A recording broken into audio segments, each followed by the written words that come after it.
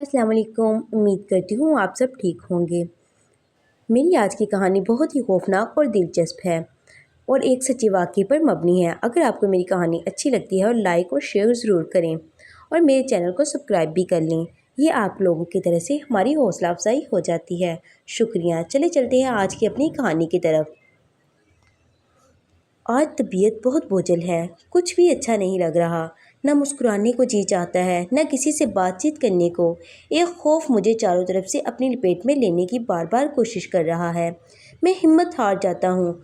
यूँ महसूस हो रहा है जैसे मेरा वजूद धीरे धीरे मुंतशिर हो रहा है। आंखें बेनूर हो रही हों और चेहरे की सूरत रंगत जर्द माइल हो रही है।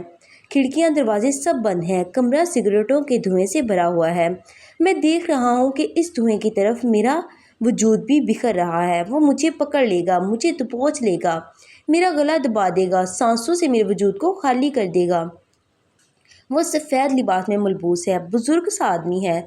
सफ़ेद रंग, तीखे नकूश हैं, लेकिन आंखों में अजीब सी कशिश है। मैं इसकी आंखों का सामना करने से घबरा रहा हूँ। इसने मेरे घर का रास्ता देख लिया है और शायद इस वक्त तक मेरे घर में ही रहे जब तक मेरे जिस्म से सांसें दौड़ रही हैं। इसे मेरे वजूद की नहीं, रूह की ज़रूरत है। मैं जीना चाहता हूँ। कोई इससे कहे वो मेरे घर से चला जाए, मुझे ज़िंदगी बख्श दे। जिस मकसद के तहत वो आया है वो पूरा होगा तो जाएगा। इसका तसव्वुर आते ही मैं चीखा। अंधेरा कमरा मेरी चीख से गूंजा। मुझे अपनी चीख बहुत भयानक लगी क्योंकि कई बार मेरी आवाज़ मुझे खौफजदा करती रही। मैं बेबसी के आलम में पड़ा बिस्तर पर तड़पने लगा। खौफ और डर से मेरा तमाम वजूद पसीने में भीगने लगा। मजबूत हाथ हल्के से सिगरेट का बोझ उठाने से आजिज हैं। मैं बिल्कुल नडाल हो गया। सफ़ेद कपड़ों में मलबूस वो मुझे इंसान दिखाई न दे रहा था, बल्कि मौत का फरिश्ता। वाकई मौत का फरिश्ता है। ज़्यादा पुरानी बात नहीं है, चंद माह से ही ऐसी कैफियत का शिकार हूँ। चंद माह से ही लबों से हंसी, चेहरे की सुर्खी, आंखों की कशिश, सब कुछ मादूम पड़ गया है। लबों का चुप सी लग गई है। मुझे अच्छी तरह से वो दिन याद है जब मैं अपनी वालदा की मौत के बाद कब्र का कुतबा तैयार कराने के लिए एक संग तराश के पास गया।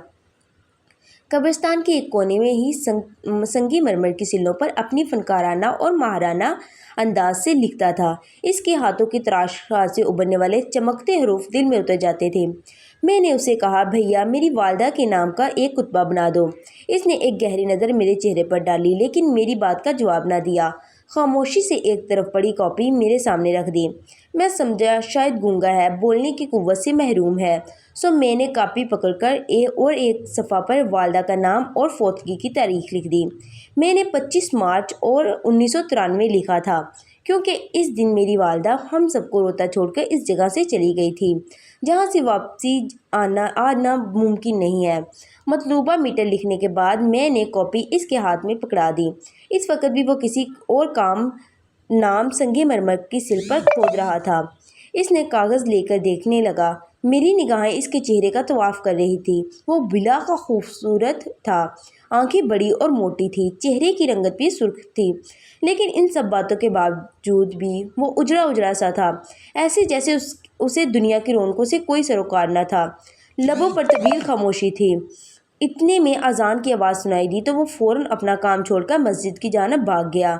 मैंने महसूस किया कि उसे दीन से बहुत लगन और शायद तकवा भी बहुत था कि तमाम आवाज़ वैसे के वैसे ही बिखरे हुए थे। मैं मुंतज़िर आंखों से इसका इंतज़ार करने लगा, साथ साथ आसपास की कब्रों पर लिखे कुतबे भी पढ़ने लगा।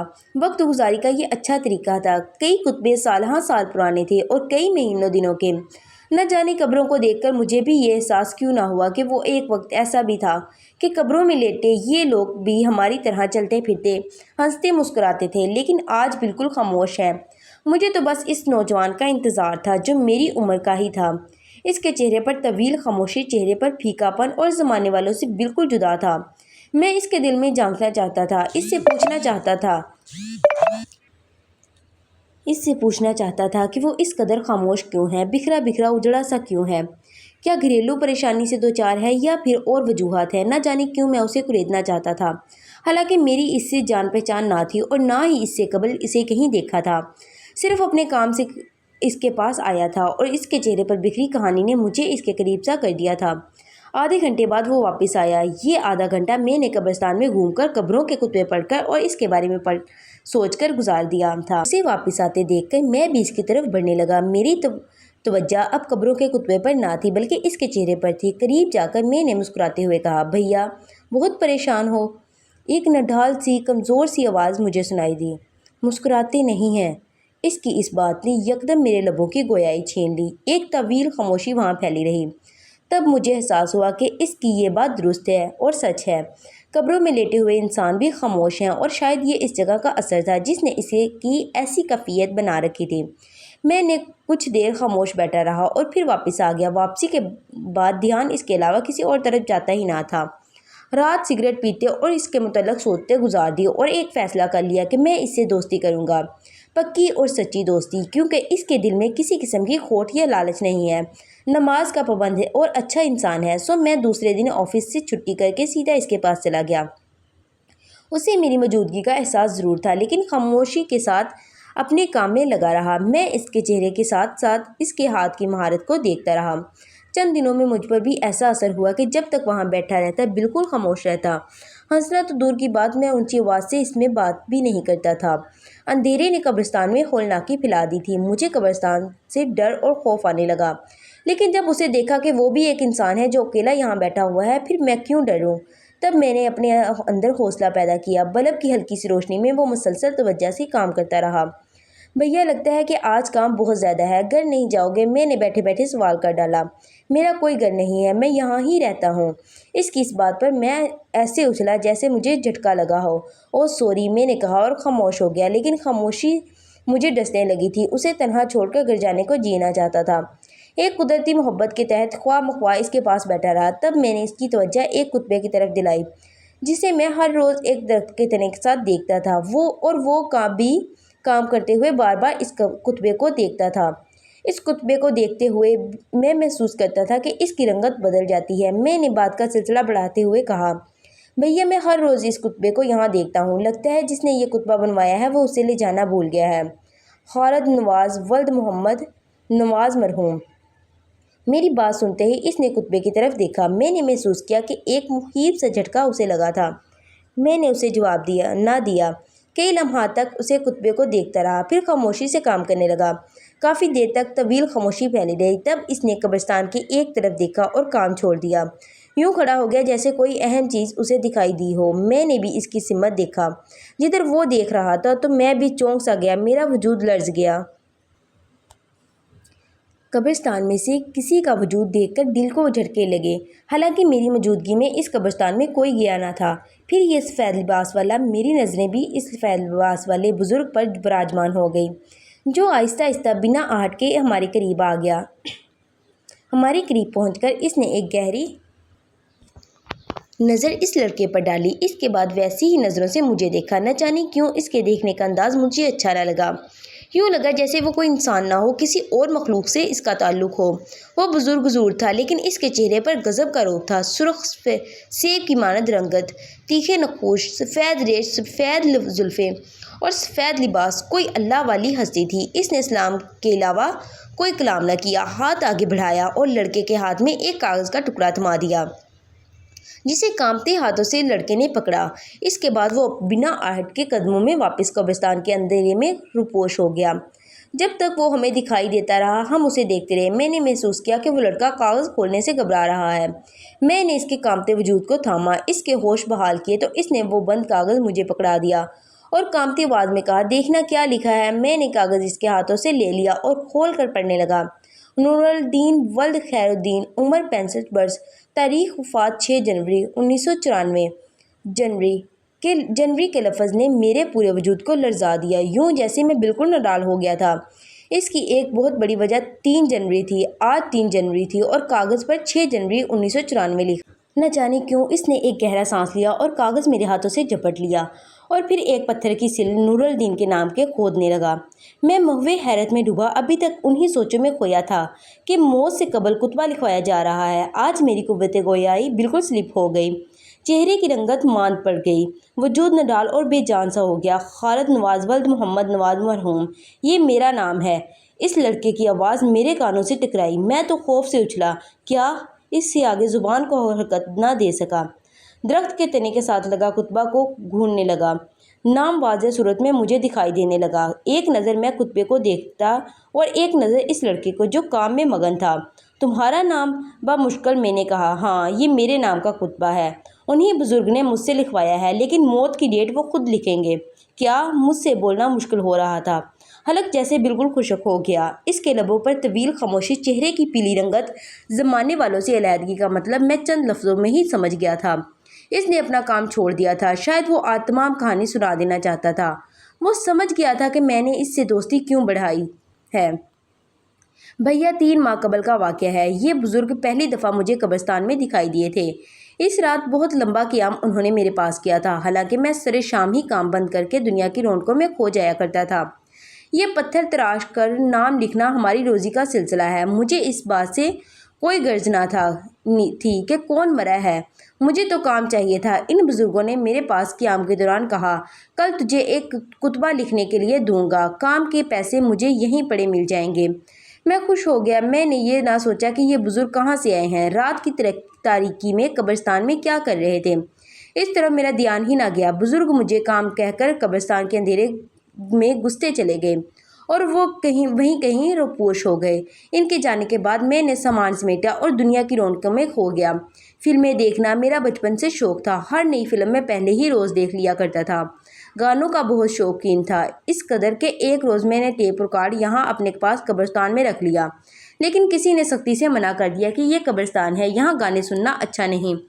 تب یہ شوق اپنے کمرے میں جا کر پورا کر لیتا۔ آج رات چلتے چلتے نہ جانے کیوں دھیان بابا کی طرف چلا گیا۔ ایک انجانے سے خوف نے سر ابھارنا شروع کر دیا۔ حالانکہ رات کا کتنا پہر میں نے ان کے ساتھ گزارا تھا، ذرا بھی خوف نہ آیا تھا، لیکن راستے میں چلتے چلتے خوف میرے وجود میں بڑی جڑیں مضبوط کرنے لگا کہ وہ بزرگ کون تھے، قبرستان میں کیسے آئے اور کہاں جا کر روپوش ہو گئے۔ بس اسی خوف کے تحت میں نے اپنی سانسوں کو رکتا محسوس کیا، کبھی وجود پر چمکتا پسینہ صاف کرتا اور کبھی چونک کر مڑ مڑ کر پیچھے دیکھتا کہ کہیں وہ مجھے پکڑ نہ لے۔ آج میں نے بھی فلم نہ دیکھی تھی۔ کمرے میں پہنچتے ہی ٹھنڈے پسینے آنے لگے۔ بزرگ کا چہرہ بار بار نظروں کے سامنے آتا اور مجھے خوفزدہ کر کے غائب ہو جاتا۔ رات کے کسی پہر میں نے محسوس کیا کہ بخار کی حدت بڑھتی جا رہی ہے، وہ جو وجود نڈال ہونے لگا تھا۔ صبح جب اٹھا تو کام پر جانے کی بجائے ڈاکٹر کے پاس جانا پڑا۔ 104 بخار، یہ لفظ سن کر میں کانپ گیا۔ ڈاکٹر نے مجھے آرام کرنے کو کہا اور میں بھی آرام کرنا چاہتا تھا، لیکن واپسی پر بزرگ کی بات یاد آئی کہ وہ آج کسی کا نام دینے والے تھے لکھنے کے لیے۔ پیسوں کی ہوس دل میں ابھری تھی تو بخار کی پرواہ کیے بغیر قبرستان جا پہنچا۔ تمام دن فارغ ہی رہا۔ بزرگ نہ آئے، درخت کے سائے تلے لیٹا رہا اور شاید سو بھی گیا تھا، کیونکہ جب آنکھ کھلی تو سورج اپنی لمبی مسافت طے کر کے غروب ہو رہا تھا۔ سورج ڈوبتے ہی سائے پھیلنے لگے۔ ہو سکتا تھا کہ بزرگ کا انتظار کیے بغیر ہی میں واپس چلا آتا، لیکن میرے وجود نے اتنی ہمت ہی نہ کی کہ میں اٹھ کر بیٹھ جاتا۔ چلنا تو دور کی بات تھی، بیٹھنا بھی مشکل ہو رہا تھا۔ اندھیرا پھیلنے لگا، ایسے جیسے قبرستان پر کوئی کالی چادر بچھا دی ہو۔ قدرتی خوف میرے اندر سرایت کرنے لگا۔ جہاں پر روز بیٹھا کرتا تھا، اب انہی قبروں سے خوف آنے لگا تھا، ایسے جیسے قبرستان کے تمام مردے نکل کر میرے گرد گھیرا تنگ کر لیں گے۔ یہ ایسا خوف تھا کہ میں اٹھا اور واپسی کا ارادہ کیا ہی تھا کہ ایک آواز سنائی دی، خالد نواز۔ اپنا نام کسی کی زبان سے سن کر میرے قدم رک گئے۔ ایک طویل سرزہ وجود میں پیدا ہو گیا، جیسے بت بن گیا تھا۔ کسی کا قدم رک ایک طویل لرزش وجود میں پیدا ہوئی، جیسے بت بن گیا تھا۔ کسی کے قدموں کی آہٹ مسلسل مجھے قریب آتی سنائی دے رہی تھی۔ میں پسینے میں بھیگنے لگا۔ بزرگ پیچھے سے چلتے ہوئے میری نظروں کے سامنے آ کھڑے ہوئے۔ ان کی آنکھوں میں عجیب سی وحشت تھی کہ میں تھر تھر کانپنے لگا۔ مجھے وہ انسان دکھائی نہ دے رہے تھے، ایک جن بھوت کا تصور آنکھوں کے سامنے تھا۔ گھبرا رہے ہو مجھ سے؟ ان کی آواز مجھے سنائی دی۔ میں اپنے حواس درست کرنے لگا، کوشش کرتا رہا، لیکن میرا وجود نڈال ہوتا رہا۔ بولنے اور جواب دینے کی قوت نہ تھی۔ بزرگ نے میری ہی بے بسی پر سے فائدہ نہ اٹھایا، بالکل خاموشی سے ایک کاغذ میرے ہاتھوں میں تھما دیا اور واپس قبرستان کی طرف پلٹ گیا۔ مجھے پیچھے دیکھنے کی ہمت نہ ہوئی۔ آگے بڑھا اور دوڑنے لگا۔ عجیب کشمکش میں تھا، دوڑتے دوڑتے بھی اس بزرگ کے وجود کو اپنے پیچھے محسوس کر رہا تھا۔ کسی کے قدموں کی چاپیں میرے تعاقب میں تھیں۔ بمشکل اپنے کمرے تک پہنچا تو سامنے گاؤں کی ایک دوست کو پریشان حال پایا۔ تو تم کب آئے؟ میں نے اسے دیکھتے ہوئے اپنے حواس درست کرتے ہوئے کہا، تقریباً دوپہر 12 بجے پہنچا ہوں۔ اس نے مجھے تھامتے ہوئے کہا، تجھے تو تیز بخار ہے۔ میں بولا ہاں ہلکا سا بخار ہے، اتر جائے گا، میں نے نارمل ہوتے ہوئے کہا۔ لیکن تم بیمار کب سے ہو؟ چلو ڈاکٹر کے پاس لے چلوں۔ اس نے کہا نہیں نہیں میں ٹھیک ہو جاؤں گا، تم سکون سے بیٹھو۔ میں نے اسے چارپائی پر بٹھاتے ہوئے کہا، خود بھی چارپائی پر بیٹھ گیا۔ کاغذ کا ٹکڑا میری مٹھی میں بند تھا۔ خوف کم ہوتا تو میں اسے کھولتا۔ دوست کے آنے کا فائدہ مجھے یہ ہوا کہ میں کچھ دیر کے بعد تقریباً پورا تو نہ صحیح کافی حد تک خوف میرے دل سے اتر چکا تھا۔ کہاں تھے؟ صبح سے میں نے پورا شہر چھان مارا لیکن تم دکھائی نہ دیے۔ فیکٹری چھوڑ دی ہے تم نے؟ اس نے متحرانہ لیکن غمزدہ انداز میں کہا۔ ہاں یار میں نے فیکٹری چھوڑ دی ہے، اب چند ماہ سے نیا کام کر رہا ہوں، میں نے پرسکون لہجے میں جواب دیا۔ میں نے محسوس کیا کہ میرا بخار آہستہ آہستہ کم ہو رہا ہے۔ نڈال وجود صحیح طرح سے حرکت کرنے لگا تھا۔ یہ سب خوف کی وجہ سے ہوا تھا جو اب کم ہو گیا تھا۔ تم سناؤ گاؤں والے کیسے ہیں؟ گلی محلے والے ٹھیک ہیں؟ نصر، شبیر، وقار سب ٹھیک ہیں نا؟ میں نے اپنے قریبی دوستوں کے نام لیتے ہوئے کہا۔ ہاں سب ٹھیک ہیں۔ اس کا لہجہ ابھی تک غمزدہ تھا، حالانکہ میرا یہ دوست اتنا ہنسایا کرتا تھا کہ پیٹ میں بل پڑ جایا کرتے تھے۔ میں نے اندازہ لگایا کہ اس کے ساتھ کوئی بہت بڑا بھیانک واقعہ گزرا ہے۔ چہرے کی رنگت پھیکی تھی، لبوں پر خاموشی تھی۔ بتا یار اصل بات کیا ہے؟ یوں یکدم شہر میں کیسے نازل ہوئے؟ اس بار میں نے بالکل سیریس ہو کر کہا۔ کیا گاؤں میں یا تمہارے گھر میں کوئی پریشانی ہے؟ نہیں نہیں میرے گھر میں کوئی پریشانی نہیں ہے، وہ تمہارے گھر۔ وہ بولتا بولتا رک گیا۔ ایک مہیب جھٹکا میرے دل کو لگا، ایسے جیسے ابھی دل بند ہو جائے گا۔ ہاں بول کیا ہوا میرے گھر؟ منتشر الفاظ میں نے پوچھا۔ کب سے تجھے تلاش کر رہا ہوں، آخری بار باپ کا منہ دیکھ لیتا۔ وہ یہ بات کہتے کہتے رو دیا۔ کیا میرا باپ مر گیا؟ ان الفاظ کے ساتھ ہی میرا ذہن چکرانے لگا۔ مجھے یوں لگا جیسے میں کسی گہری اور تاریک کنویں میں گرتا جا رہا ہوں۔ وہ مجھے مسلسل سنبھال رہا تھا۔ میں نے خود میں ہمت پیدا کی اور بے ہوشی کو طاری نہ ہونے دیا۔ اس نے فوراً پانی کا گلاس مجھے پکڑایا تو میں پی گیا۔ کب اور کیسے ہوا یہ سب؟ میں نے تفصیل جاننا چاہی۔ رات پر پرسکون سوئے تھے لیکن صبح زندہ نہ اٹھ سکے۔ دماغ کی شریان پھٹی تھی، ناک سے رستے ہوئے خون مرنے کے بعد بھی نہ رک سکا تھا۔ میں بلند آواز میں رونے لگا۔ روتے روتے خیال بزرگ کے دیے ہوئے کاغذ میں الجھ گیا۔ کاغذ نیم بے ہوشی کے عالم میں ہاتھ کی گرفت کمزور پڑ جانے سے نیچے فرش پر گر چکا تھا اور میں نے اٹھا لیا۔ کھول کر پڑھا تو باپ کا نام روشن اور صاف لفظوں میں دکھائی دیا۔ میرے وجود نے ایک مہیب جھرجھری لی۔ بزرگ کی حقیقت سامنے آ گئی۔ وہ انسان نہ تھا۔ اگر انسان ہوتا تو مرنے سے قبل میرے باپ کا نام مجھے نہ پکڑاتا۔ عجیب سی کشمکش میں دوست کے ساتھ گاؤں روانہ ہوا۔ راستے میں بزرگ کا چہرہ دکھائی دیتا رہا، بار بار کاغذ پر باپ دادا کا نام پڑھتا رہا۔ صبح سویرے ہم گاؤں پہنچ گئے۔ گھر میں صف ماتم بچھی ہوئی تھی۔ مجھے دیکھتے ہی ماں روتے ہوئے مجھ سے لپٹ گئی۔ عزیز رشتہ داروں سبھی کی آنکھوں سے آنسو جاری تھے۔ ہر کوئی باری باری میرے گلے سے لگا اور میں خوب جی بھر کے رویا۔ تسلی اور حوصلہ دینے والے لوگ آگے بڑھے۔ یوں میں قبرستان جا پہنچا۔ وہاں دور سے ہی مجھے تازی مٹی والی قبر دکھائی دی تو بھاگتا ہوا قبر سے جا لپٹا۔ آنسو تھمنے کا نام نہ لے رہے تھے کیونکہ دستور زمانہ ہے کہ صبر کرنا پڑتا ہے۔ سو رو دھو کر گھر آ گیا۔ پورا دن ایسے ہی غمزدہ اور سوچوں میں بیت گیا۔ رات کی تاریکی پھیلتے ہی میں چھت پر چلا گیا۔ ایک چارپائی پر لیٹ گیا۔ وجود میں جان نہ تھی۔ چارپائی پر لیٹتے ہی بزرگ کا چہرہ نظروں کے سامنے گھومنے لگا تو آس پاس ارد گرد سے خوف آنے لگا۔ یوں لگنے لگا جیسے ابھی بزرگ میری موت کا پروانہ میرے ہاتھ میں تھما دیں گے۔ مجھے سوتے ہوئے محسوس ہوا کہ جیسے چھت پر کوئی چہل قدمی کر رہا ہو۔ قدموں کی آہٹ بالکل بزرگ کی طرح تھی۔ میں ان قدموں کی آہٹ سے بخوبی واقف تھا۔ ان کے چلنے کا انداز ہی ایسا تھا کہ ان کے ہر قدم یوں محسوس ہوتا جیسے دل پر پڑتا ہو۔ میں قدموں کی چاپی سن کر بڑبڑا کر اٹھ بیٹھا۔ چھت بالکل خالی تھی۔ نیچے صحن میں سبھی لوگ سو رہے تھے۔ مجھے بزرگ کا وجود دکھائی نہ دیا۔ رات ایسے ہی خوف میں بیت گئی۔ صبح ہوئی تو شکر ادا کیا۔ اب مجھے رات کی تاریکیوں سے خوف آنے لگا تھا۔ دن کے وقت بھی اکیلے میں خوف آنے لگا تھا۔ یوں لگتا تھا جیسے موت میرے تعاقب میں ہو اور میں ان سے بھاگنا چاہتا ہوں۔ میں جتنے دن گاؤں میں رہا ایسی ہی کیفیت سے دوچار رہا۔ اس کے بعد دوبارہ شہر آ گیا۔ کمرے میں ایک پل بھی سکون نہ ملتا۔ دیواروں، کھڑکیوں، دروازوں میں بزرگ کا عکس ابھرتا نظر آتا تو خوف سے کانپ جاتا، لیکن پھر دل کو تسلی دیتا کہ ابھی تو میں جوان ہوں، خواہ مخواہ اس قدر خوفزدہ اور ڈر رہا ہوں۔ اس سوچ کے تحت خود میں حوصلہ پیدا کیا اور کام پر چلا گیا۔ قبرستان سے باہر ہی کھڑے ہو کر تمام قبرستان کا جائزہ لیا کہ بزرگ تو نہیں ہے۔ اس کے بعد اپنے کام پر بیٹھ گیا۔ اوزار کا تھیلا مخصوص جگہ سے نکالا، اسے کھولا اور سامان باہر نکالنے لگا تو میرا ہاتھ کاغذوں سے ٹکرایا، دل کو ایک جھٹکا لگا، پورا وجود لرزا۔ لیکن جب ہاتھ باہر نکالا تو ہاتھ میں نوٹ تھے، بالکل نئے نوٹ۔ بزرگ کی بات مجھے یاد آئی، تم نام لکھو، پیسے یہاں مل جائیں گے۔ کئی لمحات تک میں ان نوٹوں کو دیکھتا رہا، اس کے بعد اپنے باپ کے نام کا ایک خطبہ بنانے لگا۔ اذان کی آواز سنائی دی تو قدم خود بخود مسجد کی جانب اٹھنے لگے۔ نماز ادا کی اور نئے تمام نوٹ مسجد کے گلے میں ڈال دیے۔ اس واقعہ کے بعد میرے لبوں سے مسکراہٹ ختم ہو گئی، دنیا کی رونقوں کو بھولتا چلا گیا، نمازوں میں دلچسپی لینے لگا، فلمیں، گانے، سبھی کچھ چھوڑ دیا۔ چند دن ایسے ہی گزر گئے کہ ایک رات پھر بزرگ قبرستان کے ایک گوشے سے چلتے ہوئے میرے قریب آ گئے۔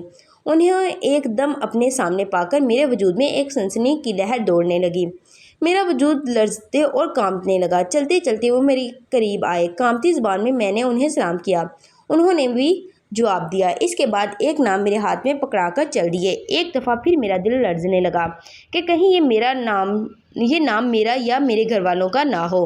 اسے کھولنے کی ہمت نہ رہی، لیکن پھر ہمت کرنا پڑی۔ نام انجان سا تھا، لیکن موت کی تاریخ 2 دن کے بعد کی تھی۔ دوسرے دن بزرگ کے دیے ہوئے نام کا خطبہ تیار کر کے ایک جگہ چھپا دیا تاکہ کوئی دیکھ نہ سکے کہ اس میں کہاں تک حقیقت ہے۔ 2 دن گزرنے کے باوجود بھی کوئی جنازہ قبرستان میں نہ آیا، لیکن سوچ آئی کہ یہ نام غلط دیا گیا ہے۔ نہ جانے کیوں دل کو سکون سا نصیب ہونے لگا۔ میں نے محسوس کیا کہ بزرگ کی ہر بات درست نہیں ہے، اگر درست ہوتی تو قبرستان میں جنازہ آتا۔ میں آج پرسکون بیٹھا تھا، دل کی دھڑکنیں بھی معمول پر تھیں اور چہرے پر موت کی وحشت بھی نہ تھی۔ لیکن تیسرے دن ایک گاڑی میرے قریب آ کر رکی، اس میں ایک نقاب پوش حسینہ اور ایک پتلون میں ملبوس کلین شیو آدمی تھا۔ وہ چند لمحوں تک آپس میں باتیں کرتے رہے، میری نظریں ان پر ہی تھیں۔ ایک آدمی نے عجیب سی پاکٹ سے ڈائری نکالی، اس پر کچھ لکھا اور گاڑی کا دروازہ کھول کر میرے پاس آیا اور بولا، ایک خطبہ آپ نے لکھنا ہے اور شام تک مل جانا چاہیے۔ مل جائے گا، میں نے کہا تو اس نے کاغذ میرے ہاتھ میں پکڑا دیا۔ کاغذ ہاتھ میں پکڑتے ہی ایک جھٹکا مجھے لگا، جسم لرزا۔ اگر حواس قائم نہ رکھتا تو ہو سکتا تھا کہ کاغذ ہاتھ کی گرفت سے نکل کر ہوا کے روپوش اٹھ جاتا۔ کاغذ پر وہی نام تحریر تھا، وہی ڈیٹ تحریر تھی جو بزرگ نے مجھ سے لکھوایا تھا۔ آپ کا خطبہ تیار ہے۔ میرے ان الفاظ سے وہ اچھلا جیسے اسے کرنٹ سا لگا ہو۔ کیا وہ خود حواس باختہ ہونے والے انداز میں بولا تو میں نے جھوٹ کا سہارا لیا کہ کوئی شخص یہ نام دے کر چلا گیا تھا۔ ساتھ ہی وہ سل نکالی جس کے میں نے چھپا کے رکھی تھی، اس کے سامنے کر دی۔ کئی لمحات تک وہ مبہوت بنا خطبے کو دیکھتا رہا، پھر جیب سے پیسے نکال کر مجھے پکڑاتے ہوئے بولا، اسے گاڑی میں رکھ دو۔ تو میں نے وہ خطبہ گاڑی میں رکھ دیا اور گاڑی لمحوں میں نظروں سے اوجھل ہو گئی۔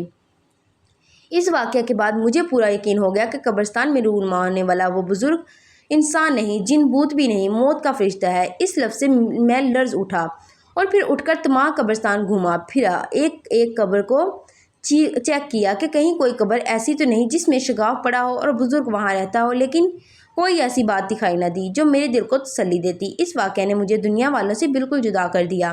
مجھے دنیا کی رونقیں پھیکی پھیکی دکھائی دینے لگی۔ لوگوں کو مسکراتا کہکے لگاتا دیکھتا تو چیخنے کو جی چاہتا کہ مسکرانے والوں کو، کہکے لگانے والوں کو اپنی موت کو یاد کرو، جو کسی وقت کسی لمحہ بھی تمہیں پکڑ سکتی ہے۔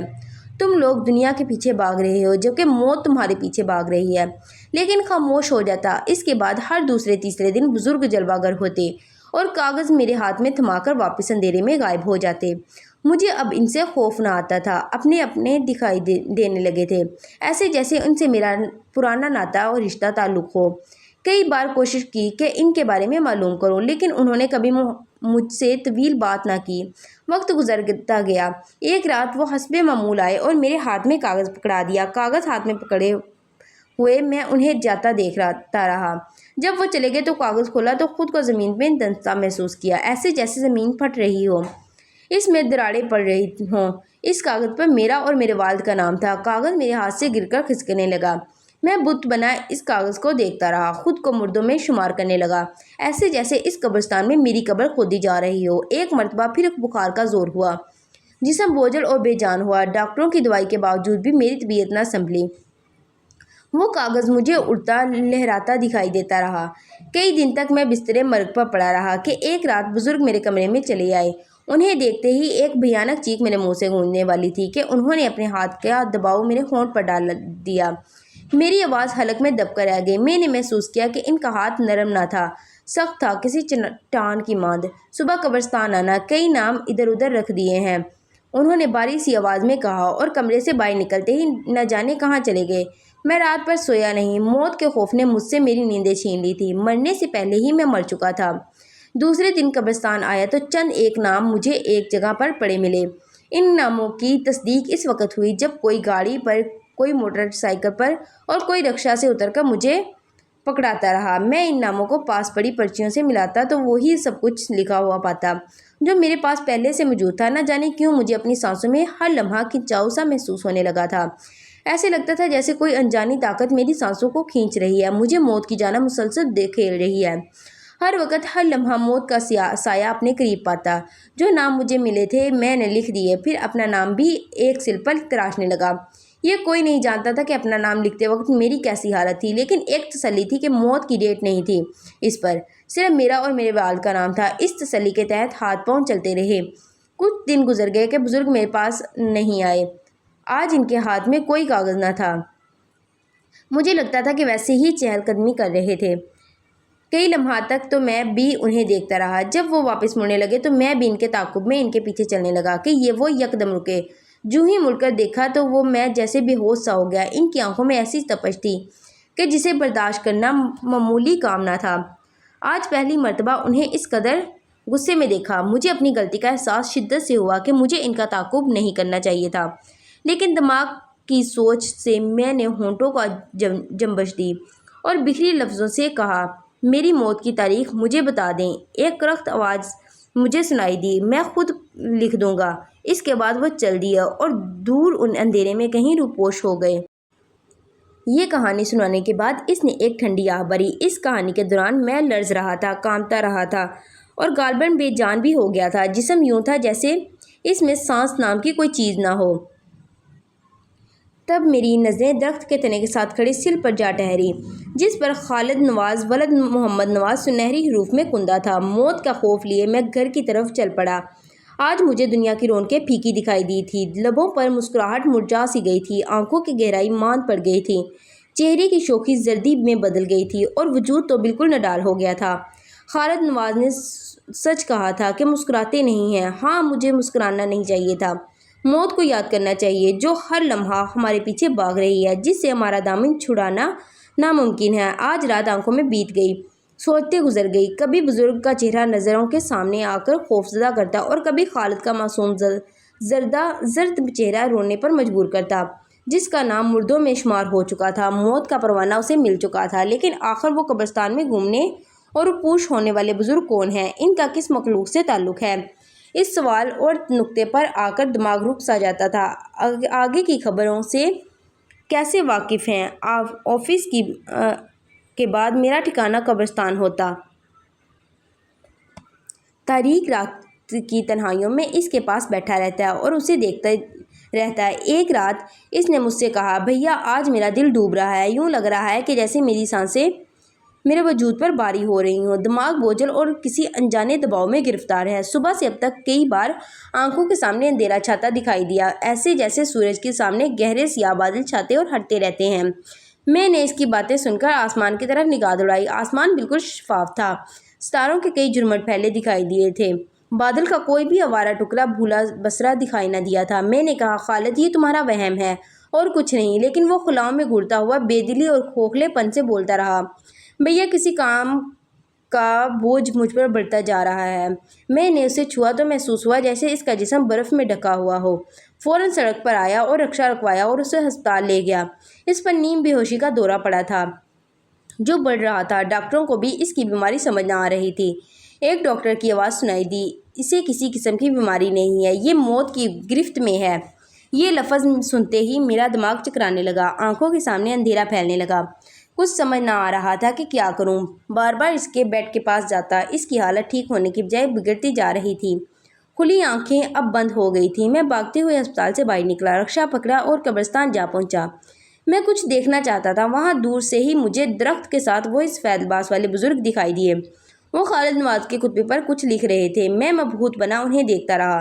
کئی لمحات تک وہ تنے کے پاس بیٹھے رہے، پھر اٹھے اور دور اندھیروں میں جا کر روپوش ہو گئے۔ میرے دل کی دھڑکنیں تیز تھیں، سانسیں اس قدر بے ترتیب تھیں کہ جیسے کوسوں میل بھاگ کر آیا ہوں۔ پھر اپنے آپ کو دلاسا دیا، حوصلہ پیدا کیا اور بوجھل قدموں سے درخت کے تنے کے قریب چلا گیا۔ خطبے پر 8 فروری 1994 لکھا ہوا تھا۔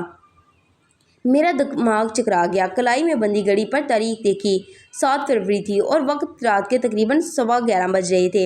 اوف خدایا، صرف پون گھنٹہ خالد کی زندگی تھی۔ میں ہلنے جلنے سے قاصر ہو گیا تھا، اپنا آپ بھول گیا۔ میں کہاں ہوں؟ میرا اپنا وجود مجھ پر بھاری ہو گیا، سانسوں کا کھنچاؤ بڑھتا گیا۔ درخت کے تنے کے ساتھ ہی چکرا کر گر پڑا۔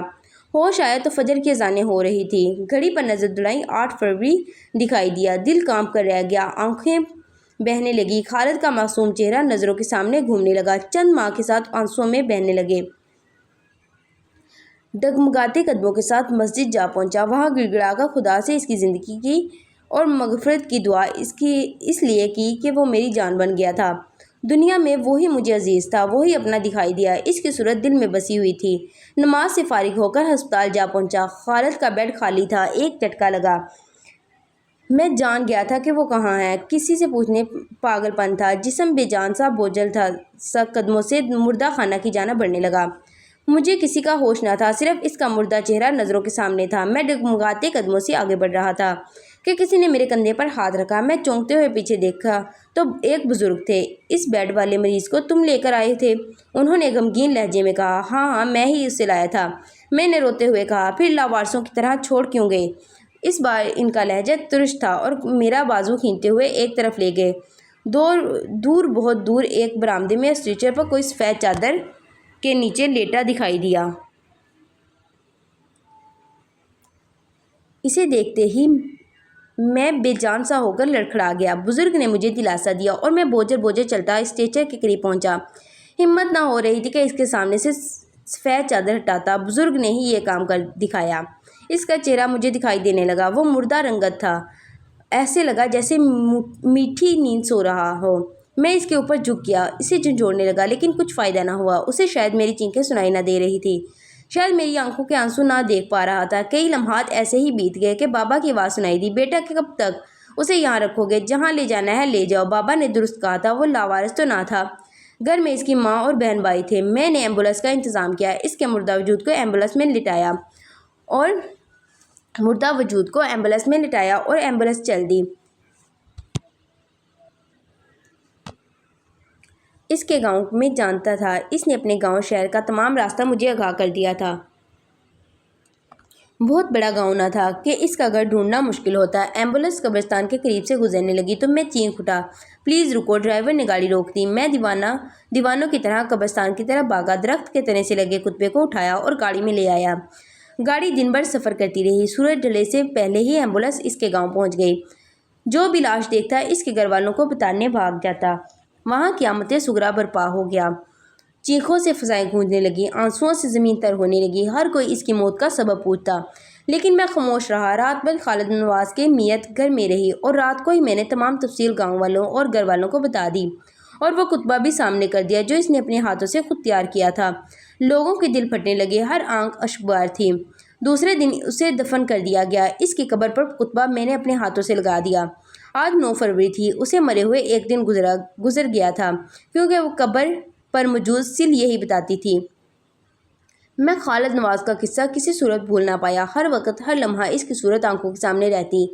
مجھے قبرستانوں سے خوف آنے لگا، اس جگہ سے خوف آنے لگا جہاں رات کی گھڑیاں اس کے پاس بیٹھ کر گزارا کرتا تھا۔ کئی دن بیت گئے، میں قبرستان نہ گیا۔ آج نہ جانے کیا ہوا کہ قدم خود بخود قبرستان کی جانب اٹھنے لگے۔ مجھے یوں لگتا تھا جیسے کوئی مجھے کھینچتے ہوئے قبرستان لے جا رہا ہو۔ رات کی تاریکی پھیلی ہوئی تھی، سڑک پر اکا دکا گاڑیاں نکل رہی تھیں۔ میں مدہوشی کے عالم میں قبرستان کی جانب بڑھ رہا تھا۔ قبرستان سے باہر مجھے وہی بزرگ درخت کے تنے کے ساتھ دکھائی دیے۔ انہیں دیکھتے ہی ایک لرز میرے وجود نے کھایا۔ میں نے محسوس کیا کہ وہ ہاتھ کے اشارے سے مجھے بلا رہے ہیں۔ میں کانپنے لگا، سانسیں اکھڑنے لگی۔ میں مجسمہ بنا انہیں دیکھتا رہا۔ ان کی آنکھوں میں شعلے ابھر رہے تھے۔ ایک مڑا ہوا کاغذ انہوں نے میری طرف بڑھایا اور ایک طرف چل دیے۔ مجھ میں ہمت ہی نہ ہوئی کہ کاغذ پکڑ سکوں۔ وہ کاغذ تھا یا میری موت تھی؟